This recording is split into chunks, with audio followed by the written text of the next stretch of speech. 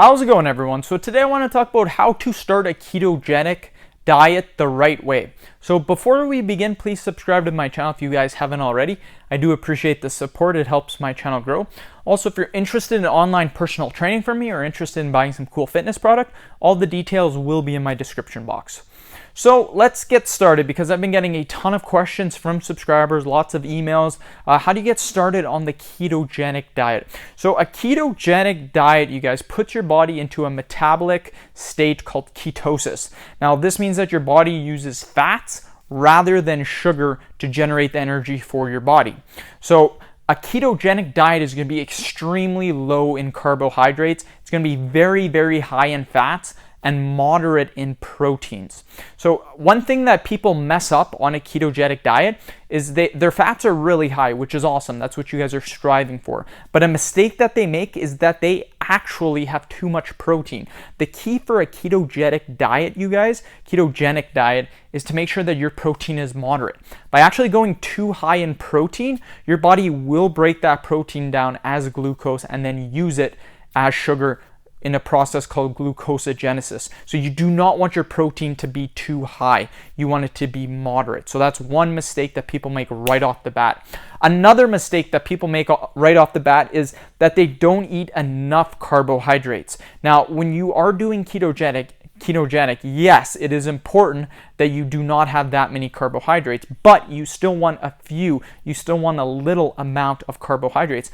The reason for this is so that your body gets the right amount of fiber for the day. Because generally, if you're eating no carbs, carbs are the only way that you can get fiber from. Fiber does not come in protein, it does not come in fat. The only way you get fiber is from carbohydrates. So if you guys are eating carbs, you want fibrous carbs. You want leafy greens. You do not want starchy carbs. So your starchy carbs are going to be like your sweet potatoes, your brown rice. You don't want any of those carbs. You want fibrous. You want broccoli. Broccoli is very, very low in calories, extremely high in fiber. Carrots are very good as well. Nothing wrong with carrots.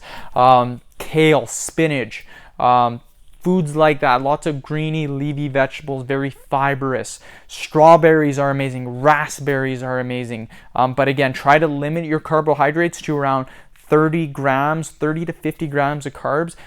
Generally, some people will even go lower than that as well. So again, you can have some carbohydrates. You don't have to go completely zero carb, but you're gonna wanna keep it lower. You don't wanna go 100 grams of carbs. That's too much.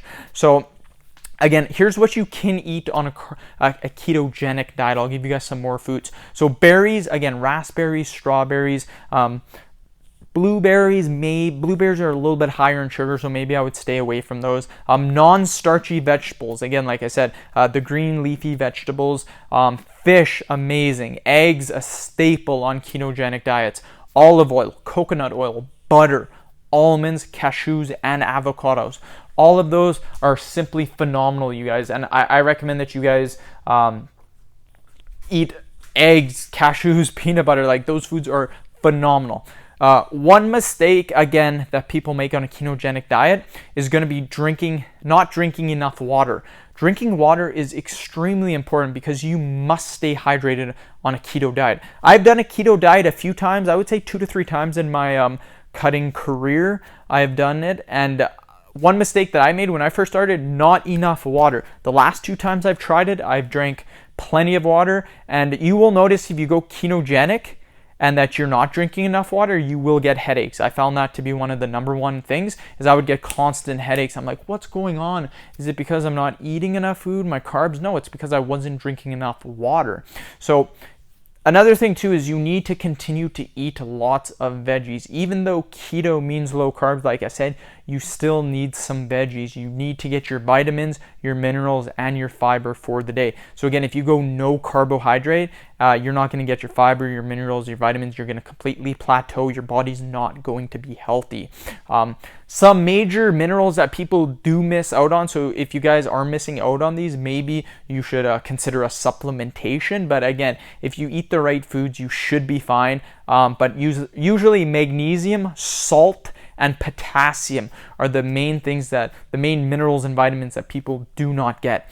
Now, salt, This is major. You do not want to be messing around with your electrolyte balance. The electrolyte balance is your salt and potassium, makes your electrolytes. So potassium, generally you get potassium from your vegetables. You can get potassium though from your milk, your fish. Those are very high in potassium as well. Cashews do have potassium. But the salt, you do not want to have super high potassium and very, very low amounts of salt. This is going to be very bad, you guys. And if you do not get enough salt, it will cause some harm. So the daily recommendation for salt is at least 1,500 milligrams of salt. That's generally for people that have very high blood pressure. The doctors will tell you to eat around 1,500 milligrams of salt. The average daily for normal people is 2,300 milligrams of salt. So generally, I'll try to hit 1,500 milligrams of salt when I am cutting, just because I like to keep my blood pressure in check. But again, if you're watching your ketogenic diet and you're getting 500 milligrams of salt, 700 milligrams of salt, you're in for trouble. Trust me on this. Eggs in general have salt. So if you are eating eggs, cheese is very high in salt. So if you have some eggs, some cheese in the morning, that's going to put you up top for your salt intake. You can sprinkle salt on top of your food as well, but just, again, make sure you're tracking your salt intake, please. I don't want to see you guys get hurt. So end of video. Hopefully this did help you guys out to maybe start a ketogenic diet, some of the mistakes and some of the things that you should do to make it very rewarding for yourselves. So end of video. Thanks for watching. Please subscribe to my channel if you guys haven't already. Please like the video and share it. Thanks.